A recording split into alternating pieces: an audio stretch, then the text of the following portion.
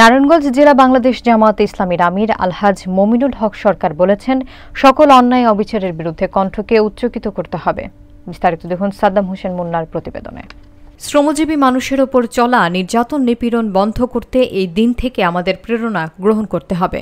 আগামী দিনে শ্রমিকদের অধিকার এবং ন্যায্য দাবি আদায়ে শিকাগোর সংগ্রামের মতো ঐক্যবদ্ধ হতে হবে। আমরা দেশবাসী সহ শ্রমজীবী মানুষদের এই দিনকে যথাযথ মর্যাদায় পালনেরও আহ্বান করছি। 1 মে শুধু পালন করলে হবে না, শ্রমিকদের সকল ন্যায্য দাবি মেনে নিতে হবে। শ্রমিকদের জীবনের নিরাপত্তা দিতে হবে, চাকরি এবং মজুরি নিশ্চয়তা দিতে হবে। বৃহস্পতিবার 1 মে সকালে নারায়ণগঞ্জ জেলা বাংলাদেশ শ্রমিক কল্যাণ ফেডারেশনের আয়োজনে ঢাকা চট্টগ্রাম মহাসড়কে মহান মে দিবসের আলোচনা সভায় তিনি একথা বলেন। নারায়ণগঞ্জ জেলা বাংলাদেশ শ্রমিক কল্যাণ ফেডারেশনের সভাপতি আব্দুল মান্নানের সভাপতিত্বে এবং সাধারণ সম্পাদক মোহাম্মদ রেদওয়ানুল আজিমের সঞ্চালনায় সভায় বক্তব্য রাখেন নারায়ণগঞ্জ জেলা বাংলাদেশ জামায়াতে ইসলামী আমির সেক্রেটারি।